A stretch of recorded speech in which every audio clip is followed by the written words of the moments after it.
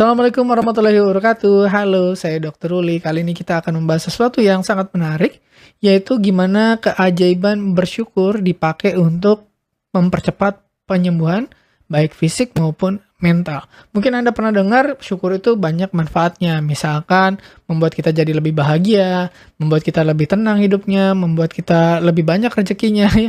Punya banyak solusi atas permasalahan-permasalahan yang kayaknya nggak ada jalan keluarnya. Nah, tapi ternyata dari pengalaman-pengalaman itu, ternyata sekarang udah banyak penelitian secara ilmiah yang bisa menunjukkan bahwa syukur itu tidak hanya membuat kita lebih bahagia, tapi syukur juga bisa membuat kita sembuh dari penyakit lebih cepat. Yang pertama, menjaga kesehatan kita kalau kita belum sakit. Kalau kita udah sakit, itu kita bisa lebih cepat sembuhnya, terutama untuk penyakit-penyakit kronis atau penyakit-penyakit yang dianggap nggak ada obatnya. Penyakit kronis contohnya misalkan sakit jantung, kemudian hipertensi, diabetes, kemudian kolesterolnya tinggi, kemudian sakit-sakit sendi, dan seterusnya ya.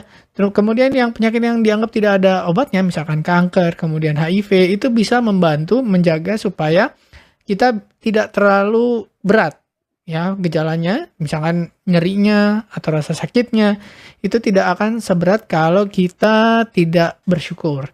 Nah, pengen tahu gimana caranya bersyukur itu kok bisa membuat kita jauh lebih cepat sembuh, membuat kita lebih sehat, membuat kita juga lebih bahagia.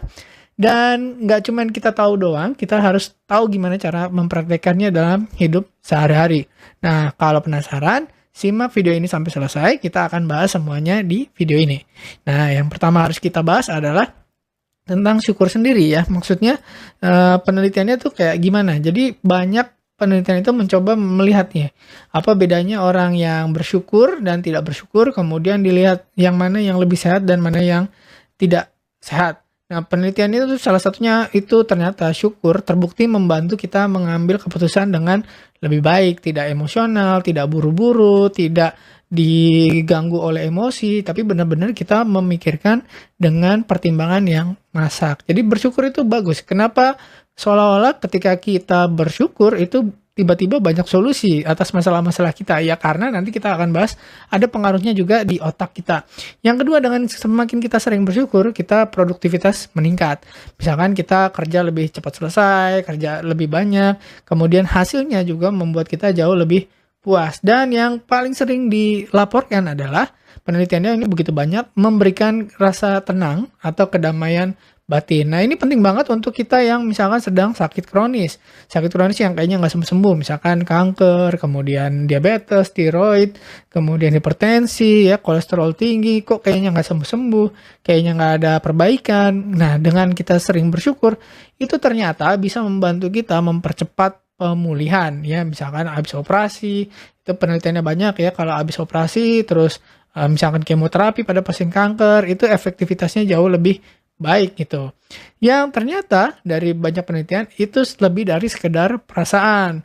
Jadi udah banyak pembuktiannya. Jadi cuman rasanya doang enak enggak, tapi ternyata memang di badannya ada perubahan-perubahan struktur fisik dan kimia. Contoh misalnya perubahan struktur di otak.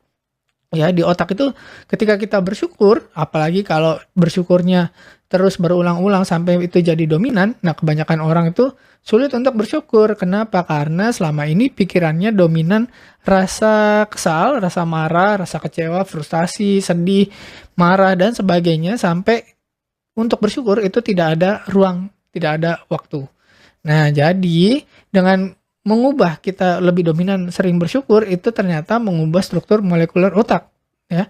Walaupun kita misalkan masih lebih dominan yang negatifnya nih, masih lebih dominan yang kecewanya, marah, kesel, sumpek, masih lebih dominan. Tapi dengan kita perlahan-lahan melakukan bersyukur, itu pelan-pelan juga struktur otak kita juga mulai berubah, ya. Jadi udah ada perubahan struktur fisik maupun struktur kimianya. Nah, kenapa? Karena setiap kali bersyukur otak kita mengeluarkan zat-zat kimia namanya dopamin dan serotonin. Nah, dopamin dan serotonin ini adalah neurotransmitter atau zat kimia di otak yang meningkatkan suasana hati. Jadi lebih bahagia, lebih plong, lebih segar, lebih ceria, ya, lebih tenang. Itu karena apa? Karena dopamin dan serotonin. Dopamin itu rasanya seperti kita mendapat sesuatu. Misalkan kita dapat juara satu atau dapat hadiah, ya, mendapatkan sesuatu yang memang kita inginkan. Itu dopamin. Kita mengejar sesuatu, itu yang diberikan oleh dopamin.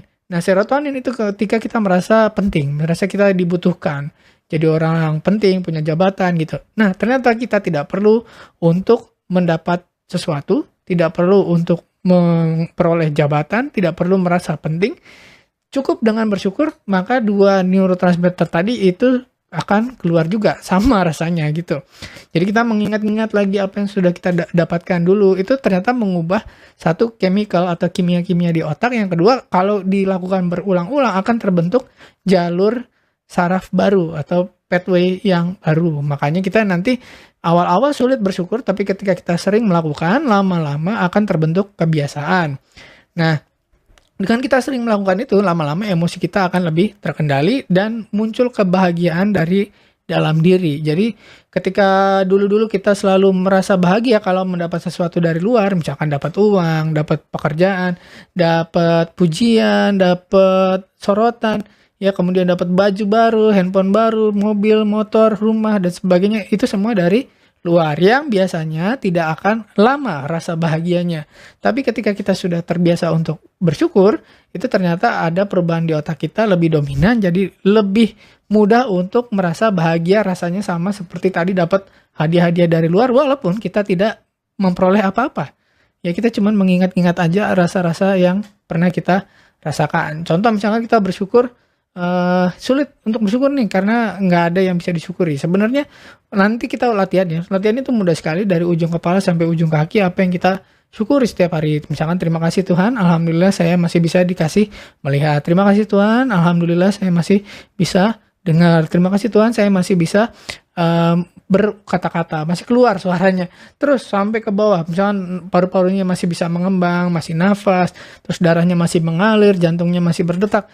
Nah ternyata dengan kita terus-menerus ya sampai jadi kebiasaan, ya jadi dalam satu hari kita hitung aja kira-kira mana yang lebih dominan. Nah itu akan mulai terbentuk jalur baru, mulai terbentuk struktur yang baru. Dengan semakin sering itu kita akan bisa mengendalikan emosi dan kebahagiaan itu jauh lebih mudah untuk keluar.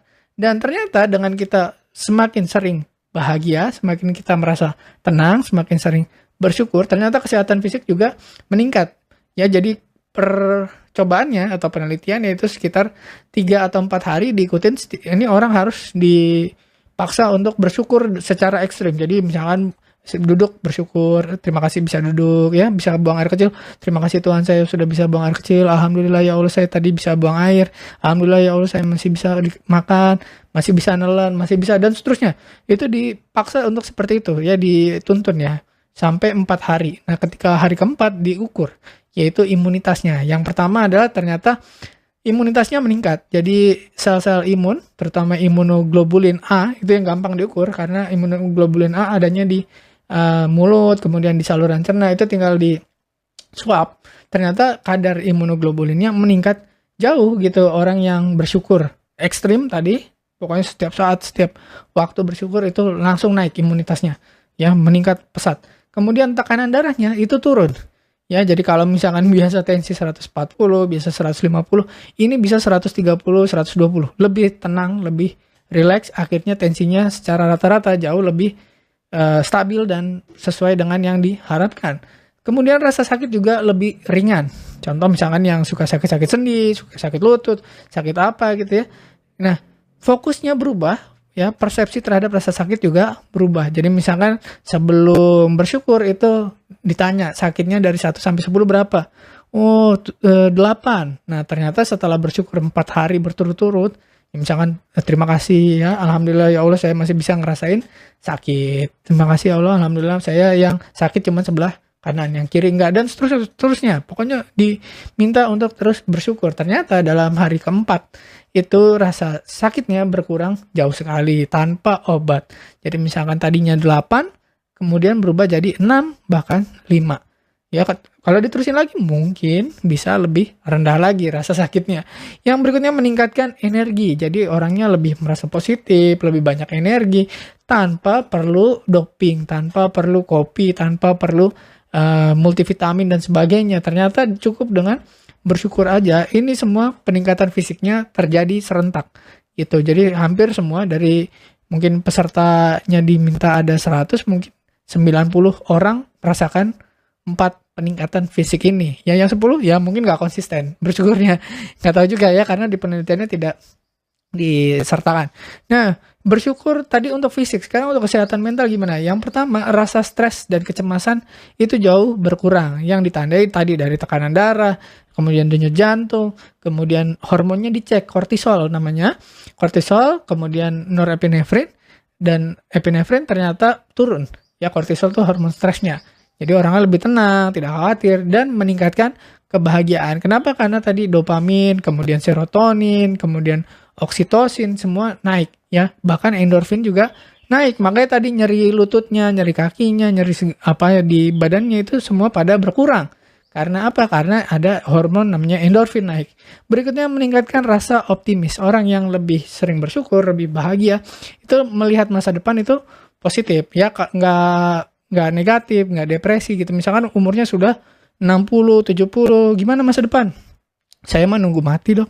Nah, itu biasanya kurang optimis. Harusnya gimana? Harusnya saya siap kalau Tuhan, ya Allah, memberikan saya umur misalkan sampai 96, saya sudah siap. Saya mempersiapkan diri. Andaikan umur saya sampai 99 tahun atau 100 tahun. Tapi ketika Tuhan ya mengambil usia saya, misalkan 5 hari lagi, saya juga siap. Ya, jadi itu perbedaannya. Orang yang optimis sama orang yang pesimis. Kalau orang yang pesimis, gimana masa depan? Saya menunggu mati. Kapan matinya? 5 hari siap? Takut ya. 99 tahun siap, tidak ada persiapan. Nah, itu bedanya. Jadi orang yang optimis mau dikasih 99 tahun siap, diambil nyawanya 5 hari lagi juga siap gitu.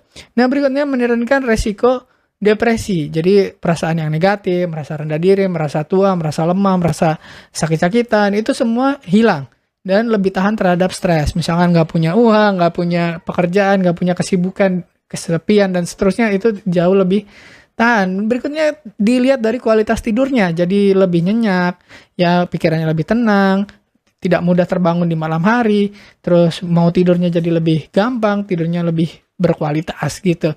Waktu pas bangunnya badannya jauh lebih segar. Nah, gimana caranya kita bisa punya kebiasaan bersyukur? Haruslah latihan. Penelitian menunjukkan caranya yang paling mudah adalah menulis. Yaitu menulis 3 hal yang disyukuri setiap hari. Jadi sedia alat tulis, sedia buku gitu, jurnal ya, setiap hari nulis 3 hal aja yang kita syukurin. Ya, mulai dari, kalau bingung apa nih? Ya, saya nggak ada dong yang saya syukurin. Ya, itu makanya butuhlah latihan. Kalau nggak pernah latihan ya nggak ketemu apa yang mesti disyukuri. Yang mengaktifkan apa? Korteks di prefrontal, yaitu pemikiran kritis dan keputusan kita akan jauh lebih tepat gitu ya. Berikutnya bersyukur rutin di pagi dan malam hari. Anda boleh pilih tadi setiap hari tulis 3 atau bersyukur pagi dan malam, bangun tidur dan saat mau tidur ya. Atau lebih bagus lagi kalau menulis. Jadi pagi nulis misalkan 1 hal apa yang saya syukuri, atau malam mau tidur tulis, supaya membantu mengakui hal-hal baik dalam hidup dan melatih otak kita lebih peka terhadap pengalaman positif di masa depan. Karena ada beberapa pasien saya itu ngomongnya begini, dok saya udah lama nggak bisa merasa bahagia, saya udah lama nggak bisa merasa senang, nggak bisa merasa tenang. Ya, apakah tidak punya pengalaman Pak, Bu, di masa lalu yang menyenangkan, yang bisa disyukuri? Tidak ada. Kenapa? Karena memang tidak pernah dilatih untuk bersyukur, tidak pernah dicatat. Padahal pasti harusnya ada dalam hidup kita, rentang hidup kita 10 tahun, 20 tahun, 30 tahun, 40 tahun yang lalu mungkin, pasti ada hal-hal yang bisa kita syukuri. Nah, karena kita nggak pernah latihan, tidak pernah menulis, maka ketika kita umur 60, 70, 80, lupa, nggak ada nih yang bisa disyukurin gitu. Nah, sekarang kita ulang lagi, kita latihan lagi supaya otak kita terbentuk sesuatu struktur baru, ya, perubahan fisik dan perubahan kimia supaya jadi terlatih. Nah, gimana caranya membangun kebiasaan bersyukur? Nah, saya ajarin nih, ada metode syukur. Nah, ini metode yang saya pakai sendiri, saya bikin sendiri, saya kumpulkan dari banyak metode yang tadi. Yang nulis 3 hal, atau yang pagi sore, atau pagi malam, kita kumpulin jadi satu cara, yaitu namanya syukur. S-nya adalah sediakan waktu. Mau setiap pagi boleh, setiap malam mau tidur boleh. Ya, sediakan waktu, jadwalkan waktu untuk merenung, untuk berpikir apa yang bisa saya syukuri hari ini gitu ya. cari waktu ya, jangan saya nggak ada waktu, karena kita nggak menyediakan waktu. Jadi sediakan waktu.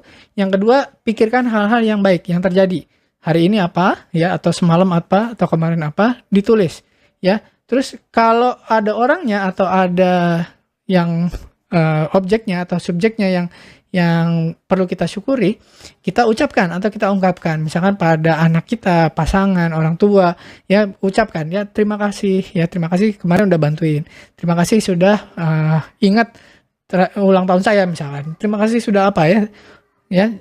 Kemudian sering-seringlah kembali ke alam, misalkan seminggu sekali jalan keluar, lihat pohon ya, lihat matahari, nikmati keindahan alam, itu memperkuat rasa syukur kita. Yang berikutnya, usahakan melakukan kebaikan. Lakukan tindakan kebaikan setiap hari, yang kecil-kecil aja, misalkan tersenyum, bukain pintu, atau bersedekah, atau apapun.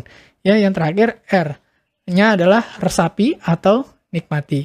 Jadi nikmati dan hargai hal-hal kecil dalam hidup. Misalkan ketika kita bisa buang air kecil, buang air besar, itu karena banyak orang yang kesulitan untuk bisa buang air kecil, buang air besar, bisa melihat, bisa mendengar, bisa bicara, bisa nonton misalkan, atau bisa makan ya, bisa nelen, bisa mengecap. Itu nikmat-nikmat yang kayaknya kecil, tapi banyak orang tidak sadar ketika punya. Nanti baru merasa itu penting, dan itu merasa sesuatu yang luar biasa ketika itu dicabut. Jadi sebelum dicabut nikmat-nikmat itu, sebaiknya kita mulai menghitung berkah dari Yang Maha Kuasa setiap hari. Nah, jadi yang terakhir, syukur harus disebarkan. Ekspresikan rasa syukur setiap hari, setiap waktu.